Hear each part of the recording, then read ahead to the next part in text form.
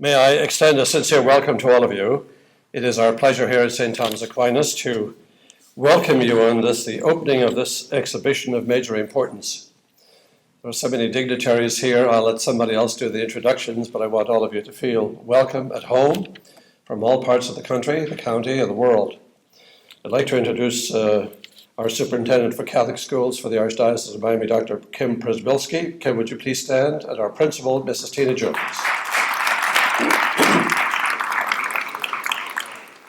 As I have said to all our guests, our visitors, and our students especially, we're most happy to have you join us here today. At St. Thomas Aquinas, we endeavor to form in our students a respect for the dignity of human life.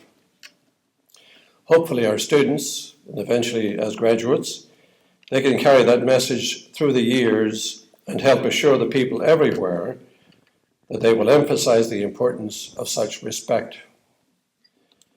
The exhibit we reflect on today highlights an unthinkable tragedy perpetrated by one agency of mankind to another.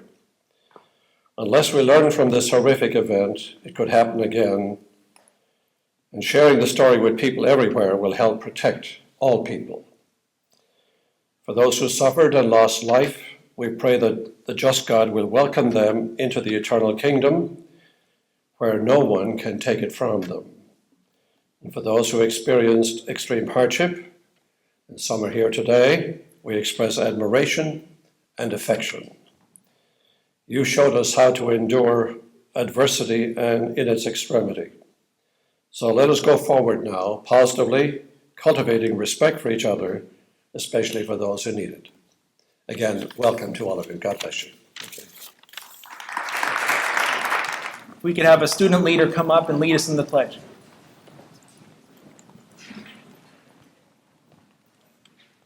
I pledge allegiance to the flag of the United States of America and to the republic for which it stands, one nation under God, indivisible, with liberty and justice for all. Thank you, Monsignor Kelly. What a privilege it is to be here with you and your school today. My name is Ted Gover. I'm the Executive Director of the Foundation for California. I am delighted to be at an institution named after the angelic doctor that began the Western world on the educational course that is still with us today. So thank you to St. Thomas Aquinas High School for your commitment to learning and for having us here. We have a very full program here today, and as the event MC, I have committed to the school that we will keep this event to under an hour. Our students need to have time to view the exhibit, and they need to have time to return to their afternoon commitments. I'm going to step right in and introduce our first three speakers, each of whom are on a tight time schedule, and following their remarks, they need to head off to their next commitment. Our first speaker is a familiar and respected name, given his service to Florida. Congressman Ted Deutsch of Florida's 21st Congressional District serves as Assistant Whip to House Minority Whip Steny Hoyer. He also serves on the House Judiciary, Ethics, and House Foreign Affairs Committees. Deutsch's current term in the U.S. House of Representatives. I'd like to ask the Congressman to say a few words, please. Ted, thank you very much. Monsignor Kelly, it's an honor to be with you here at St. Thomas Aquinas, and it's a particular thrill for me to be here with so many of my friends and respected elected officials. I want to thank the Simon Wiesenthal Center and the Foundation for California, especially the Foundation for bringing this exhibit, The Courage to Remember, to our community. It's so important that we not only continue to honor the memory of those who perished in the Holocaust, but that we continue to educate one another about the atrocities of the Holocaust. To the survivors who are here today, thank you for your courage. Cantor Levy, thank you for being here to share your story. Each year, I attend the National Days of Remembrance Memorial at the Holocaust Museum in Washington. Last year's theme was Choosing to Act, which reminds us of those who chose to risk their own lives to save the lives of others, their friends, their neighbors, even strangers. It brings to mind some of the most famous that are honored as the righteous among nations: Swedish diplomat Raoul Wallenberg in Budapest, the German industrialist Oskar Schindler at his factory in Poland, Miep Gies, who hid Anne Frank in Holland, and the Danish resistance fighters who ferried out of Denmark almost all of Denmark's Jews to safety in Sweden. But many of those who hid Jews in their home during the Holocaust, who took in children as members of their own family, who provided false documents to families or smuggled Jews out of their home countries, were just ordinary people trying to do the right thing. And throughout the years, I've been privileged to represent South Florida, and I've heard many stories of Nazi persecution. And it's my responsibility, I think, to help make the legacies, make sure that they're not only understood, but they're preserved for generations to come. Even though the horror of the Holocaust occurred over 70 years ago, the memory of the tragic events must never be forgotten. That's why we have to continue to come together to remember the more than 6 million lives that were lost and continue to work to make sure that no generation ever idly sits by while millions suffer elsewhere. We have to take the lessons and apply them now because they are so relevant now, and we have to apply them into the future. We have to stand on behalf of those around the world who continue to face persecution for religion or for gender. And when we say never again, we have to do everything we can to put real weight behind that phrase. That's why I continue to work not only on behalf of survivors, but for the memories of those who perished. The survivors in this community and throughout the world deserve to live out their lives with dignity. They deserve proper health care. They shouldn't have to make decisions about whether to buy food or whether to buy medicine. The greatest privilege that I have representing this community of South Florida in the United States Congress is really the honor to represent one of the largest populations of Holocaust survivors in the world. These are men and women who struggled against all odds through incredibly horrific times, who came to this country and to this community seeking not just a new life and a new home, but who have shared their experiences with generations to ensure, as I said before, that never again is more than just words. These men and women, the survivors who live among us in our community, they show us the true meaning of the words dignity and strength and courage, and they remind us of hope. Hope that things will definitely get better. All of us, and this is a message to the high school students especially, all of us, all of you, everyone in this room, has the responsibility to speak out against atrocities that take place anywhere in the world. These aren't just problems of the past, and we've got to prevent them from becoming the problems of the future. Whether it's terrible atrocities in Syria, human rights abuses in places like Iran, the fight for democracy in Egypt and so many other places around the world, human trafficking, forced child slavery, the universal rights of all men and women and children are rights that we have an obligation to speak out about. To all of you here today, all of the young people, every one of you has the ability to do something just as powerful and just as meaningful, speaking out for those who can't speak for themselves. You're the last generation, and this is an incredibly important point. You're the last generation who will have the opportunity to hear directly from survivors. It's up to you to carry on their legacy. It's up to you to make sure that the world understands what never again means. And I'll close with a very short story. I had the privilege of visiting the Dachau concentration camp outside of Munich several months back. And I visited with a survivor named Abba Naor. He lives in Israel, but he travels back to southern Germany to speak to high school students. And we had the chance to spend time together, he and I got to introduce him to some of my colleagues who were with me.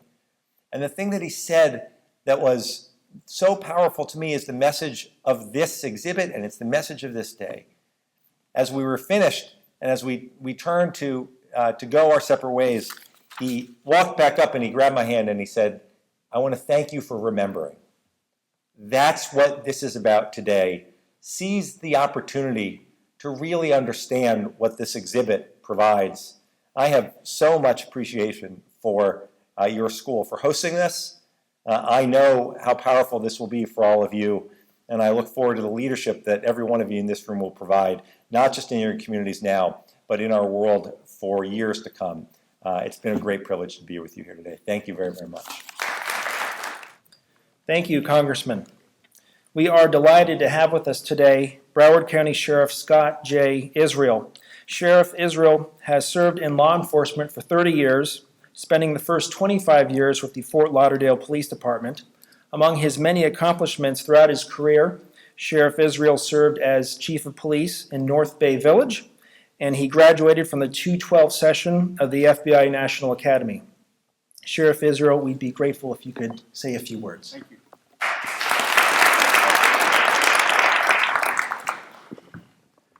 Good afternoon.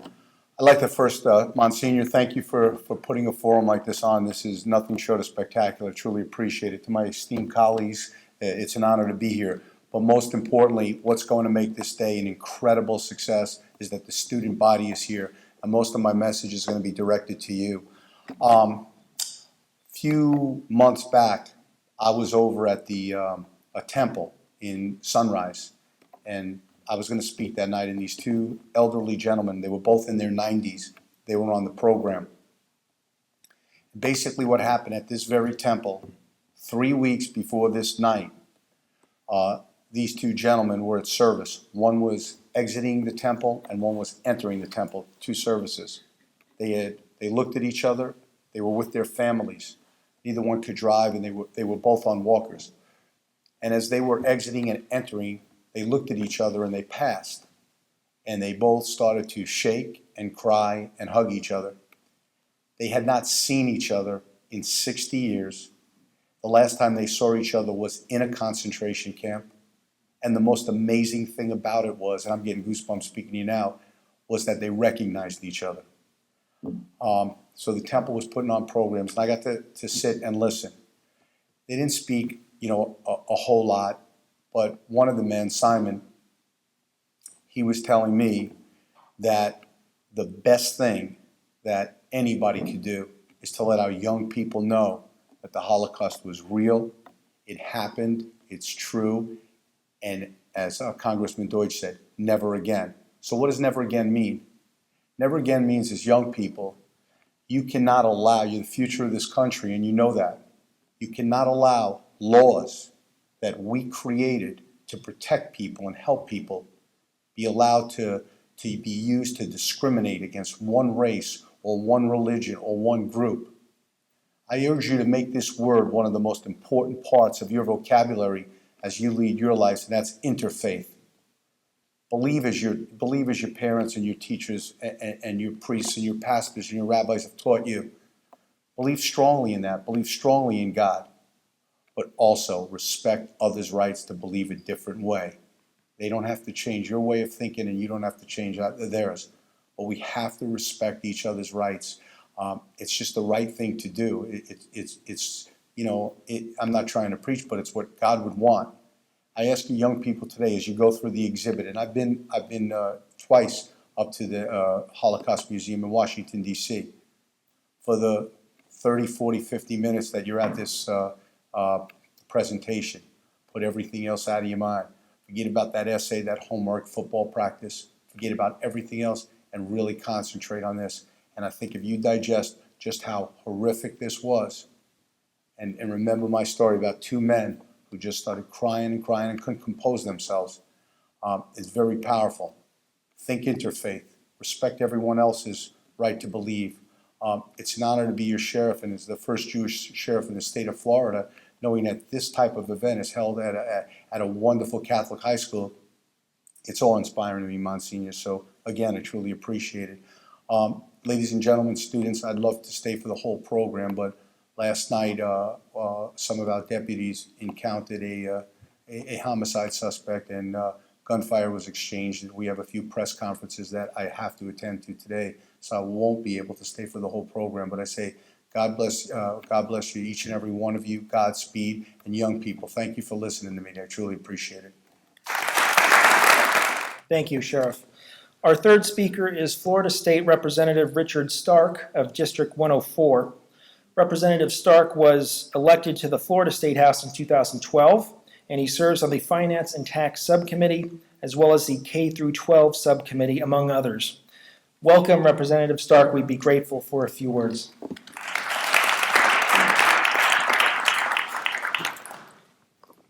Good afternoon, everybody. I just want to thank St. Thomas Aquinas for hosting this event. Promise to be brief, but I did want to discuss one thing. We're talking about the Holocaust.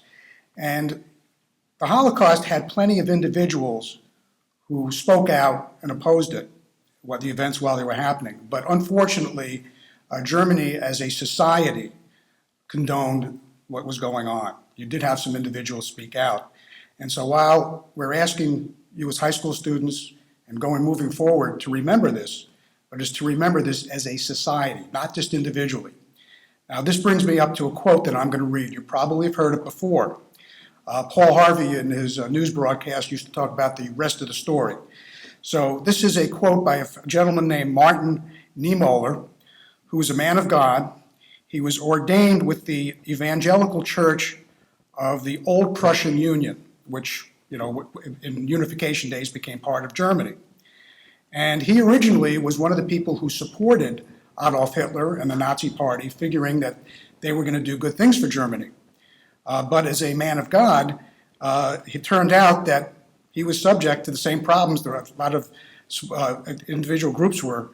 And Hitler had a Nazification program against churches. And for somebody who's supporting this, he became a well-known German anti-Nazi theologian. And for his speaking out, he was interned at Dachau from 1937 through the end of the war, almost executed, and survived his imprisonment. So I am going to read you his quote. I know you may have heard it before, but it's an important quote. It is in the Holocaust Museum in Washington. So here's the quote. "First they came for the communists, and I did not speak out, because I was not a communist. Then they came for the socialists, and I did not speak out, for I was not a socialist. Then they came for the trade unionists. I did not speak out. I was not a trade unionist. Then they came for the Jews. Well, I did not speak out, because I was not a Jew.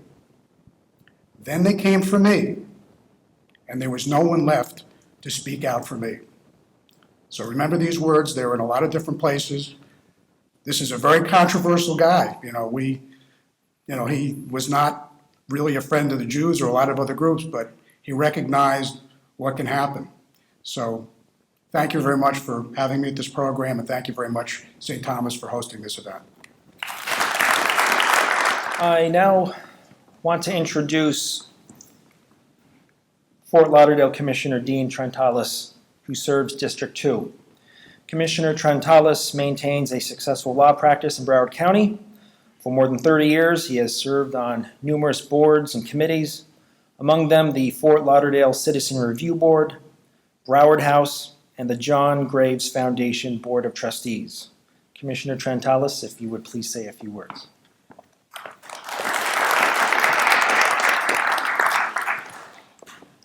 Okay, I have 23 seconds, so good afternoon, everybody. My name is Dean Trentalis, newly elected City Commissioner to the City of Fort Lauderdale. I think it's more than a coincidence that today we are speaking about courage and things to remember.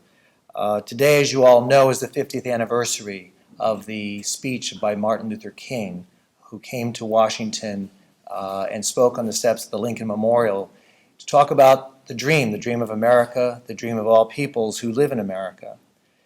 And that speech was about the idea of acceptance and equality.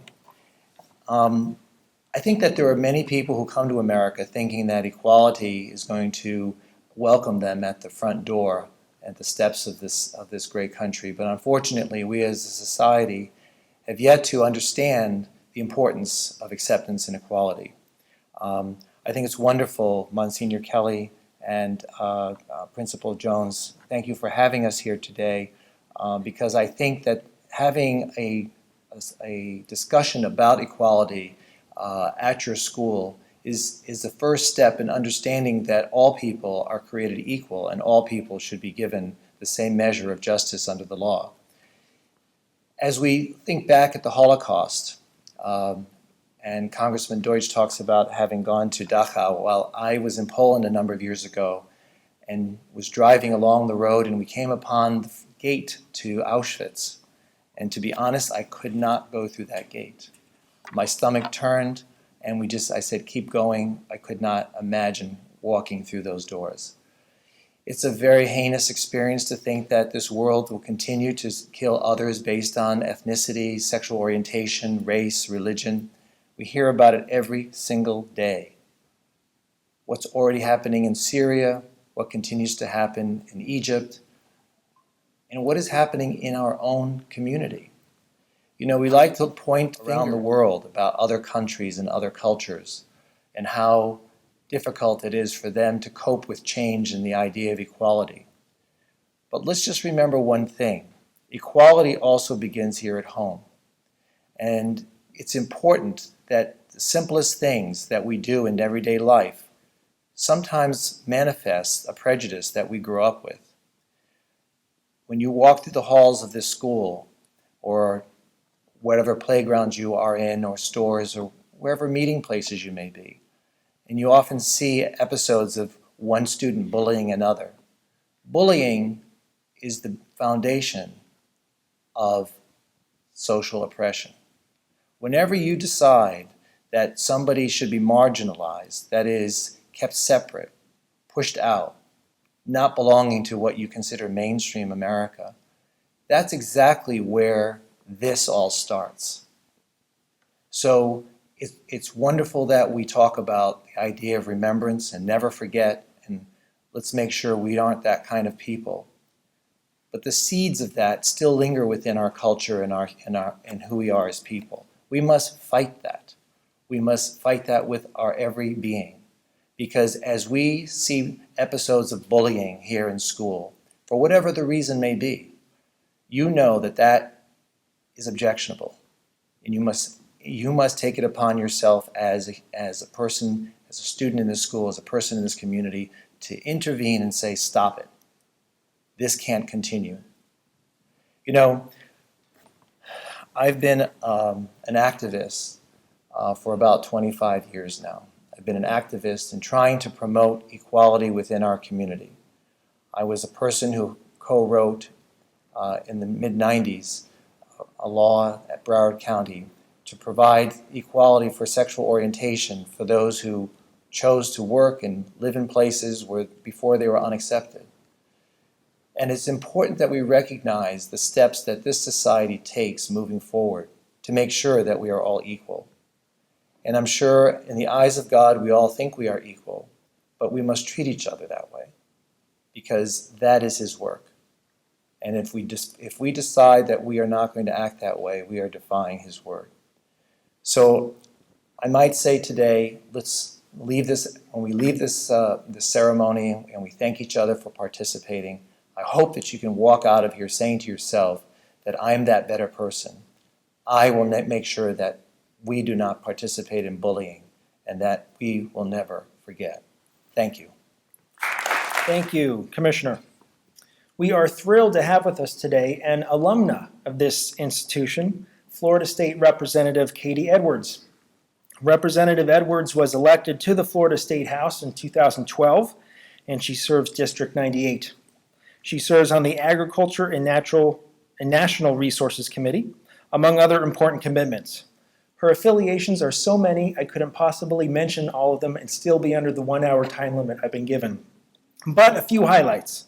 Representative Edwards serves on the Broward County Farm Bureau, Hadassah, and, best for last, the St. Thomas Aquinas High School Alumni Association. I'd like to welcome Representative Edwards to the podium.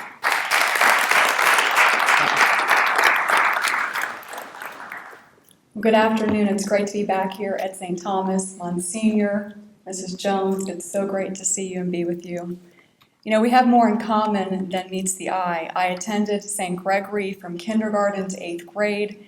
I graduated from St. Thomas in 1999 and was followed by 3 siblings and 6 cousins, and ladies, a few of you I think deserve a few more detentions than I did. I'm looking at these skirts and thinking, where is that ruler that's supposed to go from the back of the knee to the skirt? So, and I also share the same greater love for pep rallies, beat tags, the Christmas sing-alongs, Collini, and of course, prayers for our football team.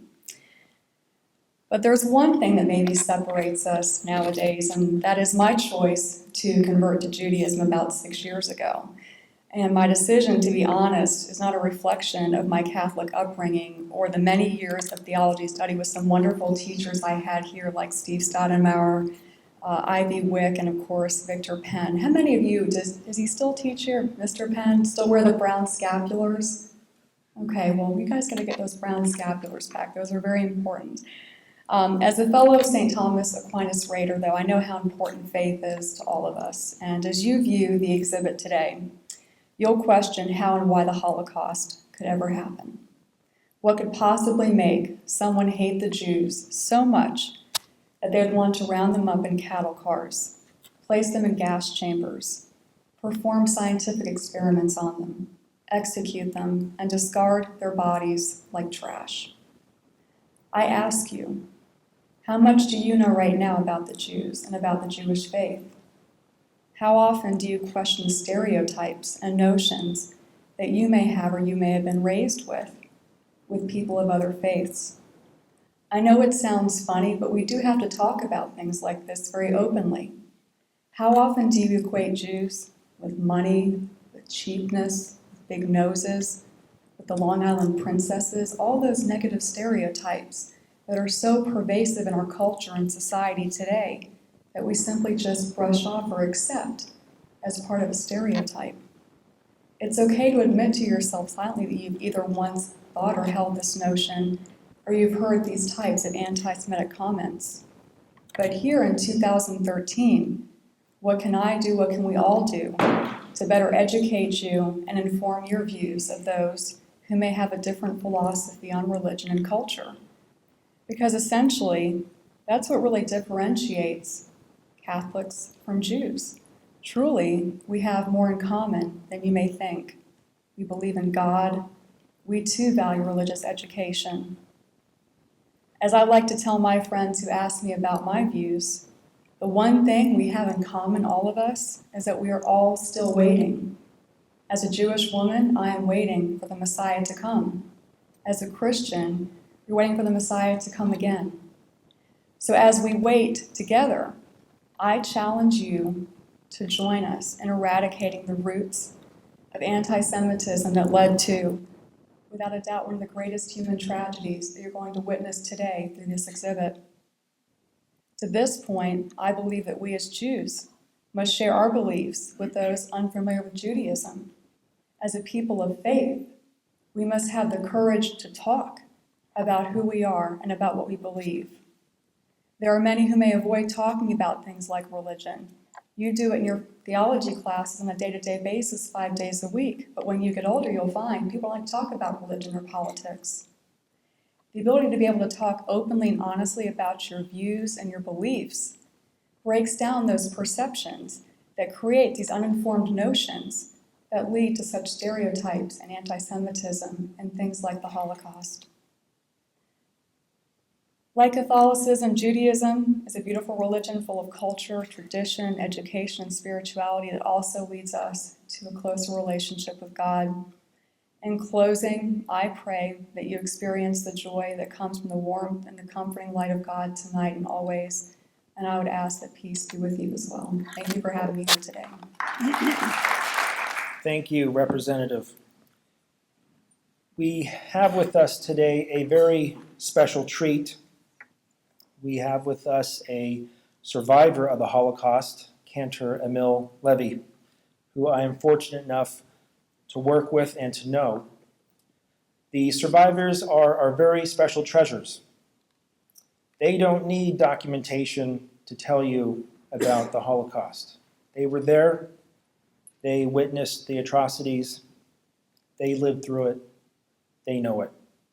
So we're always very grateful when a survivor is with us and who can testify to terrible events of that tragic period. Cantor Levy, welcome, sir. We're very happy to have you here. A brief background on this gentleman. Cantor Levy was born in Czechoslovakia, where he survived the horrors of the Holocaust. After the war, he emigrated to Israel, where he served his new country honorably and bravely in a number of different capacities. And he's currently the CEO of the Flame Society, an organization that provides Holocaust education through TV programs, classroom materials, and other mediums. We are very happy to have Cantor Levy here. He has agreed to both give a memorial prayer as well as say a few words for us.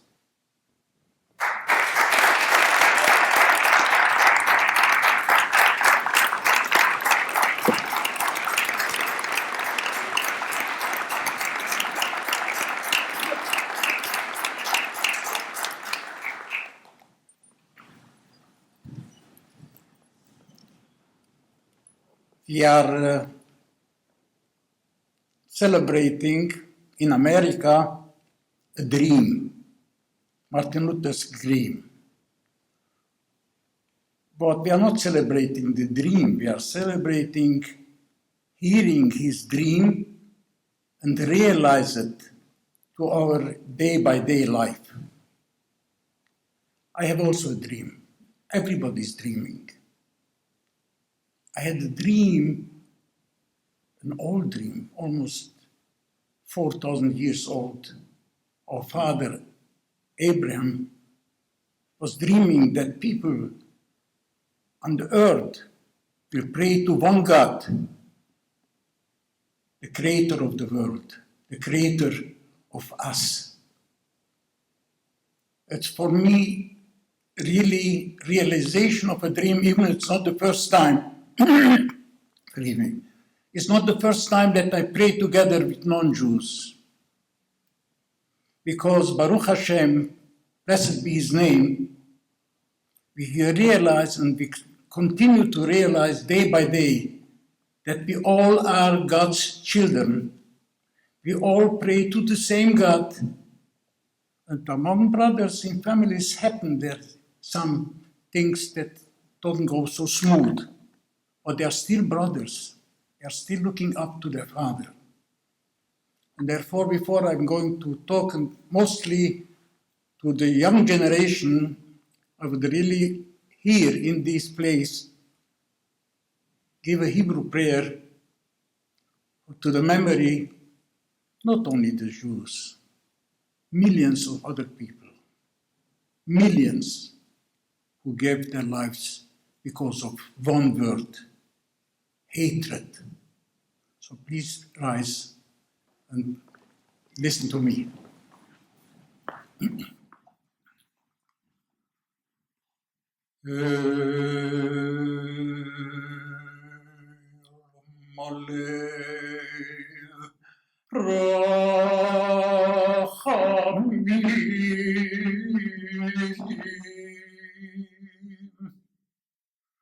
Shochein bamromim amatzei menucha nechona tachat kanfei hashchina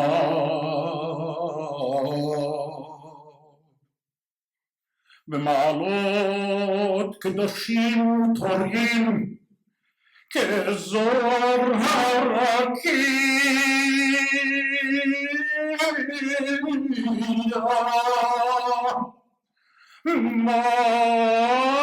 מזהירים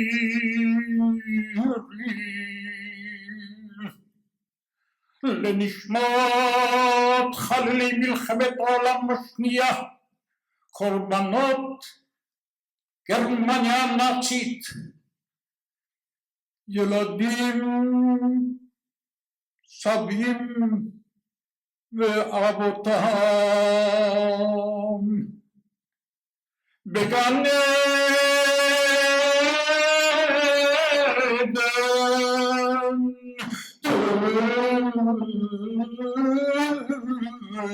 מנוחתם לכן בלרחמים יסתירם בסתר כנפיו לעולם וין, ויצרם בצרור החיים את נשמתם, אדוני נחלתם, וינוחו בשלום. שלום ישכבם,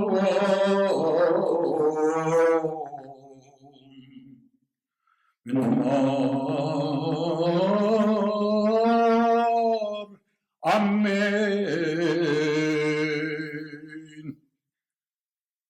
Thank you. Please be seated. Now, Congressman, be well, continue your blessed work. Ladies and gentlemen, dignitaries, everybody is here a dignitary, so I don't have to except Monsignor, I don't know your name, but God bless you, and I love what I see, and you make me probably one of the happy people today in the world. And I'm standing before you as a leftover, an unfinished work of Hitler. And I stepped out first time in Germany, seeing, I may happen to be British soldiers who put their hands on my shoulder and asked me if they can help me. I realized I'm free. I looked up and I said to God, you saved my life, but I'm going to give my life for you. I'm going to give my life to make the world better. The world should understand that we are all human beings. And since then, I worked in the illegal aliyah, illegal immigration against the British army in Palestine, in Europe. I had the papers that I can go around because I am freed from Germany Nazi camps. And when I got older, my father, he should rest in peace, in Israel was a cantor, and I studied, and I asked my father, I came to America and I heard that rabbis are making much more money than cantors. And I asked my father where I should go to, the rabbinate or cantorate. My father answered me, my dear son, rabbis are talking to people, cantors are talking to God. And I picked up the cantorate because I have a long discussion. I have a long friendship with God. He is in me, like He is in each of you. Each of us has a piece of God in his heart. We have only be able to use it. My friends, let's forget about remembering. What is remembering? I saw 3 days ago a friend of mine said to him, Moshe, I remember Rosh Hashanah, second day of Rosh Hashanah of the Jewish New Year's was your bar mitzvah. It was your. He said, oh, thank you for remembering me. This is remembrance. To come once a year and to remember the poor Jews who were killed or the too poor. No. We have to carry on from today on the knowledge and the belief, day and night, on the street, wherever we are, that we have to be united. We have to be human beings. Hatred is no more in our midst. Love, understanding. And I'm telling you, 70 years ago,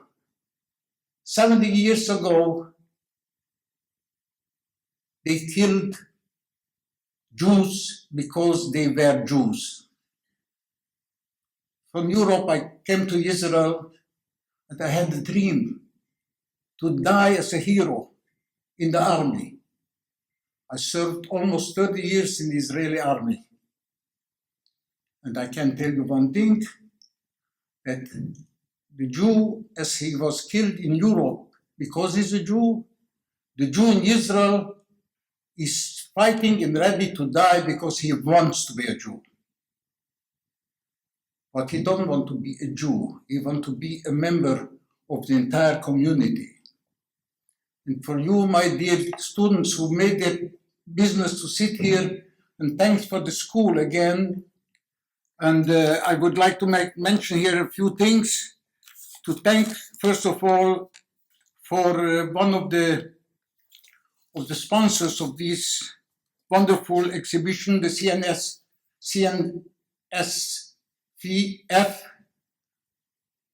that they are sponsoring together with the Simon Wiesenthal Museum, that this exhibition should go from place to place.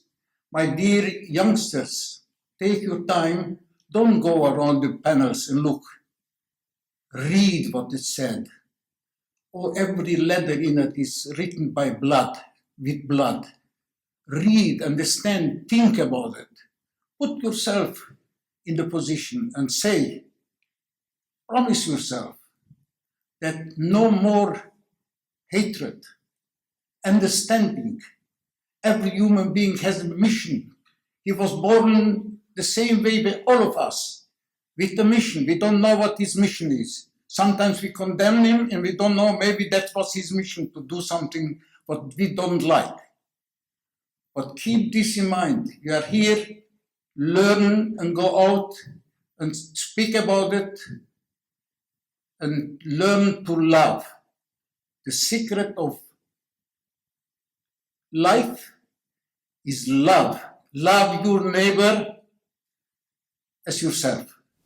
I thank you for your attention, and God bless you. Thank you, Cantor Levy. Thank you so much.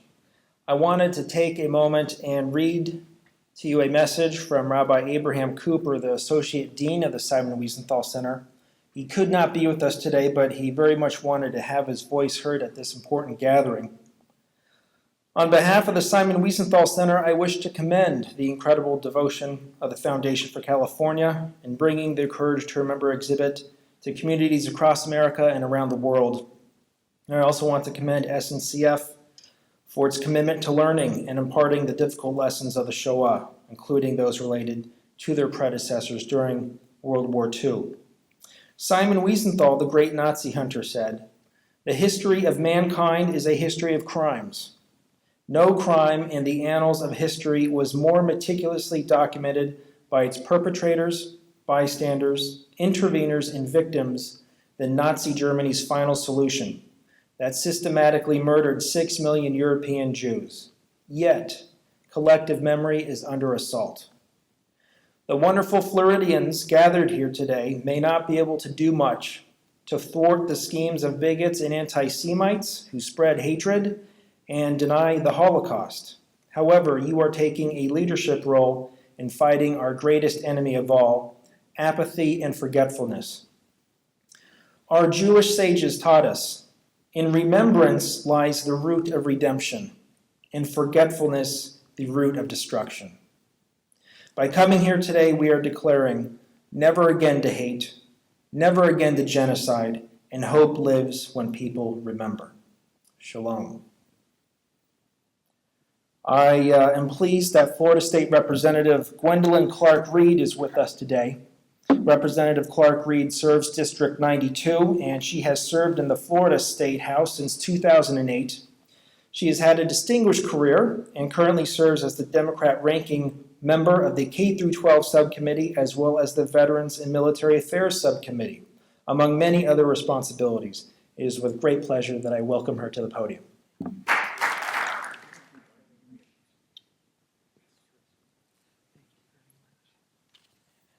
Good afternoon to the Monsignor and the other administrators here at St. Thomas Aquinas. I am honored to be here, and particularly on this day when, as you've heard, and I'm sure you've heard all weekend, that we're celebrating the 50th anniversary of Dr. Martin Luther King Jr.'s I Have a Dream speech and the March on Washington. We must remember. The courage to remember is very important. If we do not remember, then we do not know where we're going. We have to know from whence we came to know where we should be going. And I want to say thank you to all who had any involvement with this exhibit. I would like to see this exhibit in more places in Broward County, and I'm sure that those of you who have the opportunity to go and, as the cantor said, read. It is very, very important. You know, Dr. King had said, and I paraphrase, injustice to one is injustice to all. We cannot look at each other as a brother if we are determined to not treat each other equally. So I'm asking you, as we heard the word love and the word life, that's what it's about. I lived through the civil rights movement. I am a survivor also. I was I'm a native Floridian, as I tell everyone, don't let the New York accent fool you. I was born in Delray Beach. And as I came back and forth from the north to the south, I had to change my way of doing things when I came to the south. I would come here, and of course I had to ride on the train car on Amtrak that all of you see running up and down Tri-Rail, was segregated. They had cars where only, as at that time we were called Negroes, could ride. So you couldn't go into the dining cars to have dinner, so you would pack a little shoebox. And we all in the Black community know about what it means to be not treated equally. Because with that, if I didn't have that shoebox, I could not eat on that long trip from New York to Florida. So I want to say that we've come quite a ways. Things have changed, but we should never forget. And it's always, as I tell my own children, that you don't know what your mother and your dad went through to get you where you are. But as you watched me, and as you tell me now, you understand why we did the things we had to do. It is because life is so precious. Life is worth giving to lay down for your brother to be sure that equality and injustice no longer exist. Thank you. Thank you, Representative. A little bit about the organization with which I'm involved, the Foundation for California. We were started in the mid-1980s with the intention of stirring debate and discussion of important public policy issues in California and beyond. We put on conferences and seminars and forums, and we handle exhibits ranging on topics from the Holocaust to Native Americans. This exhibit, which you're about to see, is a creation of the Simon Wiesenthal Center and its educational arm, the Museum of Tolerance in Los Angeles. It was created by some of the best exhibit designers here in the United States and in England, some of whom were affiliated with the British Museum. It is an internationally recognized exhibit. It appeared for the first time on the 50th anniversary of the Anschluss, and that appropriately was opened in Vienna, Austria. This exhibit has traveled the world. It's been seen in most of Europe's capitals. It's been seen throughout Asia and all of Japan's 47 prefectures, where over 2 million people have seen it. It's been seen in Beijing, in Shanghai, in Hong Kong, Taipei, Singapore, Bangkok, where we opened it this past January, Delhi, Bangalore, Mumbai, where we opened it last November. This November we'll be in Manila, and in January of next year we will be in South Korea. And here we are today in Florida, and we're delighted to be with you. This exhibit, of course, helps us to remember and to commemorate what the Holocaust meant for the destruction of European Jewry, as well as the destruction of so many other peoples. We remember and study the Holocaust because it was the results of orders by a government to exterminate an entire people from the face of the earth. We must also remember, of course, the brave members of the church who resisted Nazi tyranny and who perished because of it. And of course, we need to remember the courageous Catholics who rescued Jewish children and hid them during the Shoah. We also, of course, remember that today is the 50th anniversary of Dr. King's March on Washington. So given our diverse society, we all have a stake in this exhibit in one way or another. Let me say that this exhibit is a partnership between the Simon Wiesenthal Center, the Foundation for California, the Foundation for Holocaust Education Projects, located in Hollywood, Florida, here in Broward County, as well as St. Thomas Aquinas High School, in addition to SNCF, the French National Railway, who was kind enough to make a contribution which allowed us to take this exhibit on its current tour. We are grateful for the contribution we received from SNCF, and we are grateful for the opportunity to work with the Simon Wiesenthal Center. This is a very positive and successful collaboration. I should add that St. Thomas Aquinas has been a gracious host, pulling out all the stops, making it such a positive experience. It's been a real pleasure working with Joe Bossi, Karen, and their team, who have made everything so easy here. So we thank you for throwing open your arms to us. Thank you. I am happy to have Bruce Udowitz here today. Bruce is the Chief Operating Officer of the Jewish Federation of Broward County, an organization that has been a partner and friend of this collaborative education effort here in Florida. Bruce has kindly agreed to say a few words. Thank you. I'm sure that you've heard a lot of things, and some of the things I had written have already been said, but I want to reiterate some of them. First of all, I'm really delighted to be here and to be part of this event, this opening of the exhibit today. And on behalf of the Jewish Federation of Broward County, the Jewish community of Broward County, which includes over 5,000 Holocaust survivors as part of our community, I want to thank St. Thomas Aquinas High School and all of the staff and your students for hosting this exhibit, and the three sponsors who you've just heard about. One of the things, this is called the courage to remember. But without memory, we are doomed to repeat mistakes and failures of our past. Without memory, we lose an important motivation to take action, to remove evil and the obstacles to making the world a better place for everyone.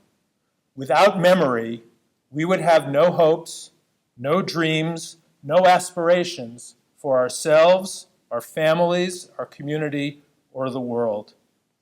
This exhibit is important to see now because, as you heard from Cantor and from other people, we are the last generations that will be able to personally hear from the survivors, from the liberators, and even to witness the trials of the perpetrators. We will have the last living connection. It will then become our responsibility, because what will be left to our children, our grandchildren, and the rest of the people who will follow us will be exhibits like this one, will be written articles, will be oral histories, videos, and audio tapes, but no personal connection. We remain that last personal connection to people like Cantor Levy and others. You've heard that today we commemorate the 50th anniversary of the March on Washington. What a lot of people don't remember was the speaker who spoke right before Dr. Martin Luther King. And maybe his words weren't so memorable, but it is interesting to know his story. His name was Rabbi Joachim Prinz. He was one of the leading rabbis of the Berlin Jewish community when the Nazis came to power. He was able to leave Nazi Germany in 1937 before the worst persecutions and before the horrors of the Holocaust. And the reason he decided to speak at that day was because of what he personally had experienced in Germany, and he had made a commitment in his life, and a commitment on that day. He was compelled to commit his life and his efforts to stand up and not be silent in the face of other kinds of oppression and bigotry.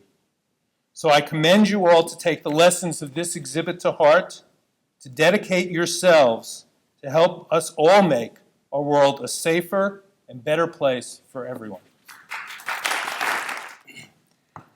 Well, thank you very much. I first want to thank the Monsignor and the students for coming today. And again, it is important, as much as these stories are important, that we take something from them.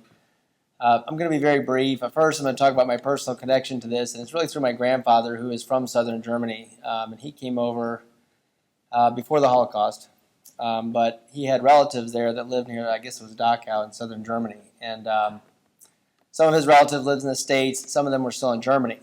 And this is after World War II. And the people living in the States, the German that had been living in the States, when their relatives came over from Germany, said, we've heard all these horrible stories about what happened, and we really just can't believe that. We can never believe that people like us would ever do this, that our family members could be involved in something like that. And the people from Germany said, it's true. We could actually smell the flesh from the ovens.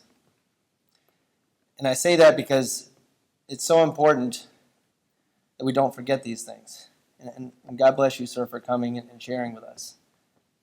And I would just say, as a contemporary event, when we watch what's happening in Syria, regardless of your political persuasion, regardless of what you think about our president, what do you think about our country for watching a chemical attack and then doing nothing about it because we don't care? And that's exactly what was happening in World War II. So many people didn't care, and that's the story. And I promise to be brief. God bless each one of you, and thank you for coming today. Thank you, Representative.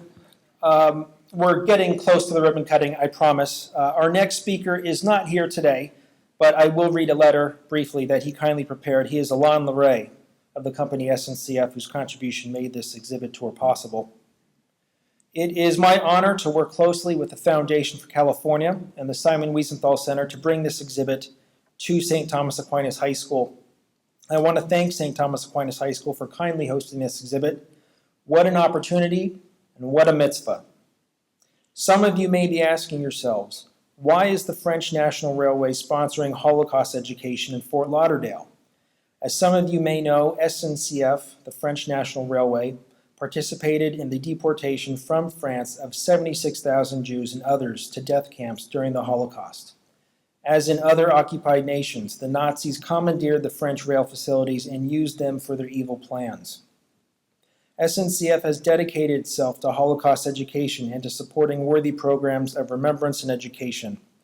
Our efforts help to strengthen the Shoah Memorial in Paris, Remembrance Memorials in France, Yad Vashem in Israel, and the joint efforts of the Simon Wiesenthal Center's Museum of Tolerance and the Foundation for California in providing this traveling exhibit to venues large and small. I am the child and grandchild of survivors, and I know from family history the horrors of the Holocaust. Human beings are capable of extraordinary things, both good and bad. We believe that education offers hope and is the only way we can create a better future. So thank you for your interest in Holocaust education, for your support, and for being here today. It is a joy to introduce Linda Medvin. Linda is batting cleanup today as our final speaker. Linda is chair of the Florida Holocaust Task Force, and she is a dear friend. Linda, please. Thank you, Ted.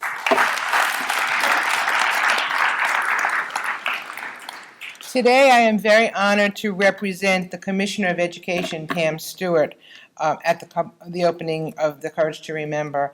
And on her behalf, I thank the sponsors of this exhibit, SNCF, and the gracious host, St. Thomas Aquinas. I'm a Broward person, so I've dealt with St. Thomas over the years many times. As the chair of the task force, I was in Tallahassee to welcome this exhibit from the Simon Wiesenthal Center, and I spoke to legislators, educators, and members of the community.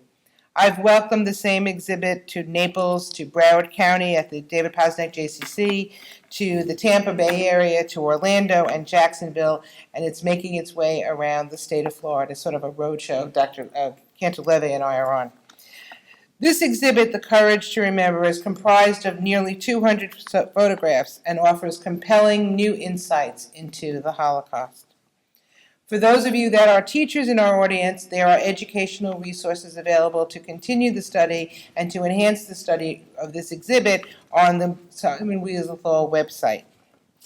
The goal for this exhibit is to be displayed at sites throughout Florida and viewed by students, by educators, and by the community. The exhibit itself, what you see out in the lobby, is very important, but I'm an educator, and it's only a part of what we as educators must do. To remember is an introspective, but an important but still a passive activity. More important is not to forget. To not forget requires action. To not forget requires doing something. To not forget requires learning about the Holocaust in all of Europe, not only Poland and the East, but also the Holocaust in the Netherlands and Greece and even in France. To not forget requires education. As chair of the Florida Department of Education Commissioner's Task Force on Holocaust Education, a mouthful, very important. My charge when I was appointed as chair in 2009 was to bring the task force out of the political arena where it had been sitting and back to where it belonged. Back to education for Florida's teaching professionals, administrators, and ultimately to Florida's classrooms and students. Every day there is new information from published research and opened archives, as well as updated pedagogies and strategies to bring the most current and relevant information to Florida's classrooms. In order to not forget, we must use these resources to serve the Task Force 9 designated sites. And here in Broward County, we have the Holocaust Documentation Center in Hollywood. We have Florida Atlantic University Center for Holocaust Human Rights Education in Boca Raton, as well as other community resources that are there for the taking and there for the using. We must provide, as educators, both human and financial resources to offer professional learning and programs for educators and for students. In order to not forget, we must take advantage of all opportunities and all funding sources to fulfill and advance the mission of the task force. In this time of uncertain and limited funding for educational programs, we do not have the luxury of picking and choosing where funds should come from, and whose we will accept and whose we will refuse. We are guided by a sense of urgency to educate, especially while we still have the survivors of the Holocaust to assist us. In order to not forget, we must listen to what survivors of the Holocaust have been telling me for 25 years. Linda, they say, tell my story. Teach it to the children, to the young people. Don't teach them to hate. Teach them, show them, and tell them what hate did to us and what hate can do to this world. Use the lessons of the Holocaust so it does not happen again. So have the courage to remember, but more importantly, have the courage not to forget, because only through education can we make this a better world for the future. Remember, do not forget, but most importantly, educate. Thank you very much. Okay, we're going to have a ribbon cutting in just a moment, and I'd like to ask our speakers to make their way to the red ribbon. I'll be handing out scissors in just a moment. Monsignor Kelly, if you could join us as well, we'd be honored. And if we could have a student representative or two or three, we'd like that too. I am going to, as everyone is taking their place, recognize some guests, and if they're so inclined, we'd love for them to join us in the ribbon cutting as well. We have with us today Elaine Cruz Higgins and Nuri Soler of the Office of Senator Marco Rubio. Thank you for your continued support of this exhibit. Andrew Torres, Office of Congressman Elsie Hastings. Andrew, thank you. Aaron Scavron, Office of Congresswoman Frederica Wilson. Aaron, it's a pleasure. Josh Freeman, Office of Florida State Senator Maria Lort Sachs. Wendy Hodgson, Coordinator for Social Studies for the Collier County School Board. You traveled a long way today. Thank you for being here, Wendy. The Reverend Ben Sorensen and Michael Emanuel Ratchner of the Broward County Human Rights Board. Thank you for coming.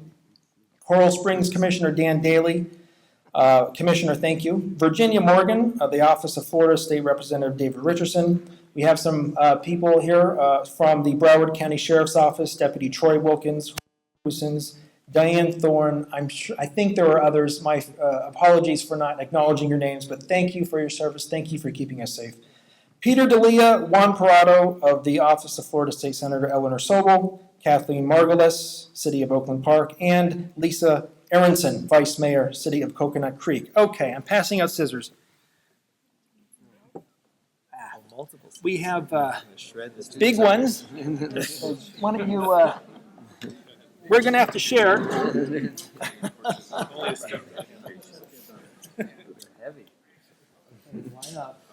Okay.